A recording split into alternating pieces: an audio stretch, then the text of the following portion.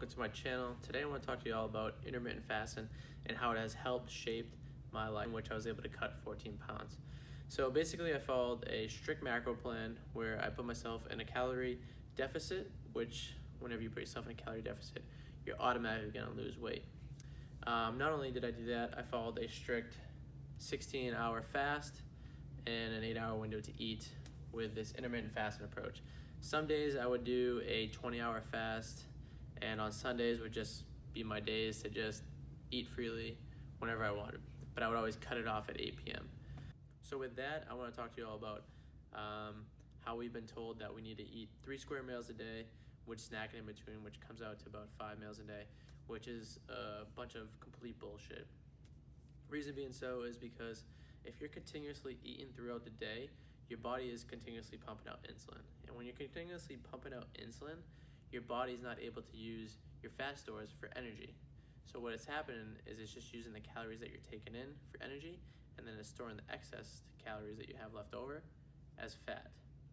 And if you go back to prehistoric times when cavemen roamed the world, they didn't have the luxury to go to a supermarket or their local grocery store and pick up a steak.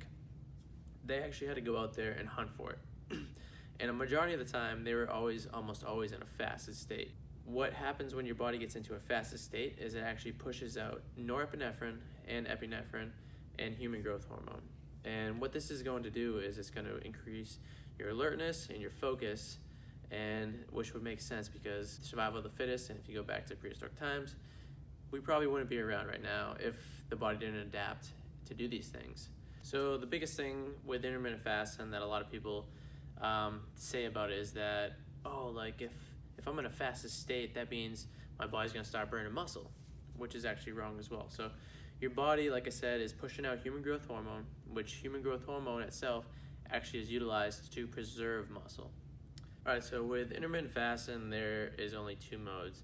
There's the fed mode, and then there's the fasted mode. So when you're in the fed mode, which would be for me from the 12 p.m. to 8 p.m. range, your body is pushing out insulin, and what's going on is your body is starting to store those calories, and it's going to use those excess calories for energy.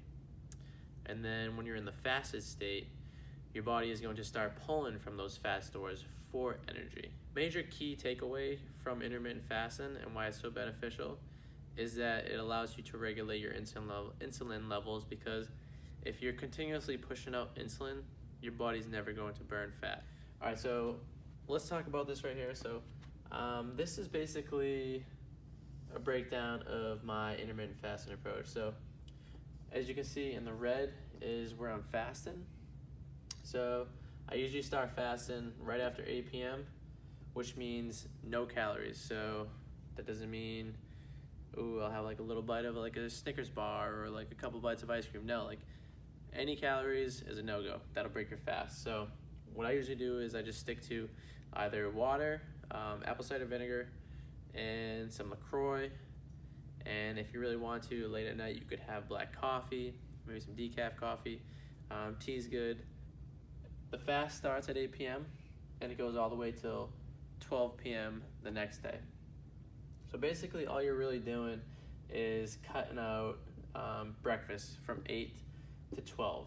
Because most people are usually up and at work by 8, which leaves you a 4-hour window where you can, like I said, intake water, LaCroix, or some black coffee.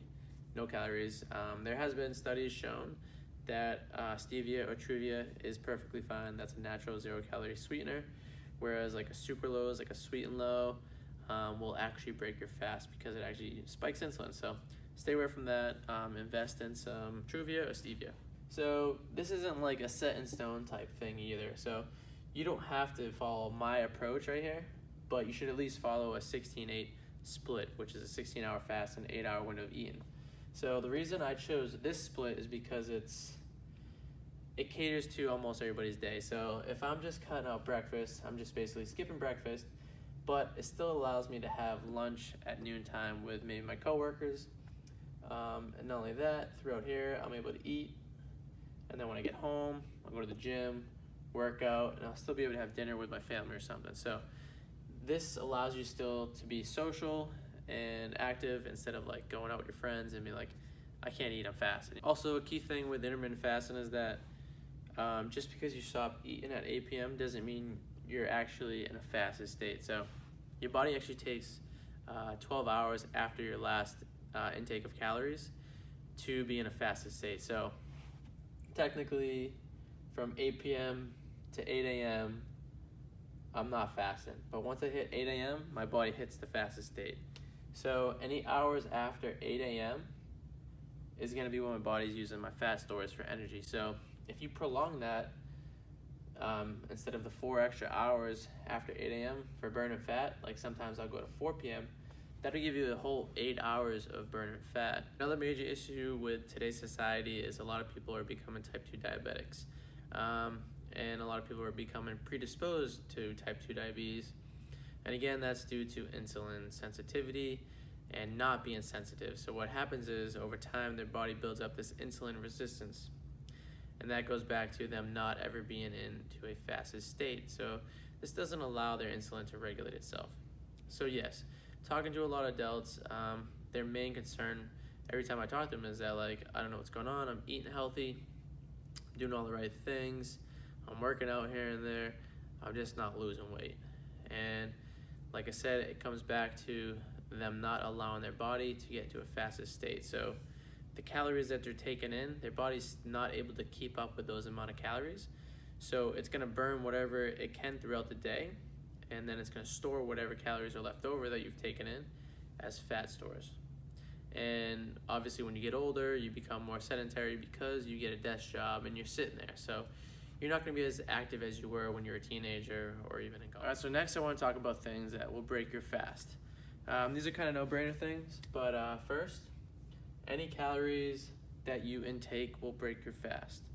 That includes liquid calories, so creamer. Don't put creamer in your coffee. Sucralose. So sucralose is an artificial sweetener. Something you could use to substitute sucralose would be stevia or Truvia. Again, liquid calories, so creamer in coffee.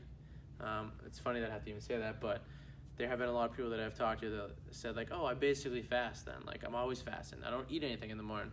I just have coffee. I'm like, well, what's in your coffee? Like, oh, just cream and a few sugars. Okay, so that's calories. So that breaks your fast. All right, so next I want to talk about things that you can intake that won't break your fast. So first off, we got water. Water is a key component in fasting. You want to make sure you're drinking a lot of water throughout the day because it plays a major role in the body's cellular regeneration. So basically every day your body kills off cells and regenerates cells. So a major component in flushing out those dead cells is water. So LaCroix is amazing, or any soda water with 0 calories is great. Reason being so is because the carbonation actually makes you feel full. So you drink 1 or 2 LaCroix a day. Next would be black coffee. Usually 2 hours after waking up and then taking some water and some apple cider vinegar, I'll drink some black coffee because I want to make sure I'm getting the water in before I start my day. Again, you can add stevia to that coffee to add a little bit of sweetener. That won't break your fast. If you're a tea person, go ahead, drink some tea. So one of the benefits that I want to talk about is that intermittent fasting, not only does it slow down the aging process, the reason being so is because that it mimics a caloric restriction diet. So basically you're kind of tricking the body, even though you're not really restricting calories, you're just restricting the window that you're eating. Another benefit is that it may lower your risk for cardiovascular disease because it has been shown to lower cholesterol and blood pressure. And another major benefit is that it has been shown to reset your circadian rhythm clock. That's due to insulin regulation as well, which is awesome associated for your flight attendant like myself. Don't look at intermittent fasting as you're not taking in calories, because you are taking in calories. It's just in a restricted window. And if I'm going to be honest with you guys, the past, I want to say month or two, since I've been on the go, moving, transitioning from moving from Jacksonville to Boston, new job, just getting settled in. I really haven't been following a very strict macro plan, but there's one thing that I've stayed consistent with, and that is intermittent fasting, and it has allowed me to keep off the weight and stay between 185 and 186. So just by incorporating intermittent fasting, you will see results. So with that being said, that's going to conclude this video. I hope you all enjoyed it. I hope you found it very beneficial. If you did, please give me a thumbs up. Hit subscribe for future content. If there's any other health things you guys would like to know about, or how I manage my time and find ways to incorporate fitness and stay healthy throughout my busy schedule, please leave a comment below.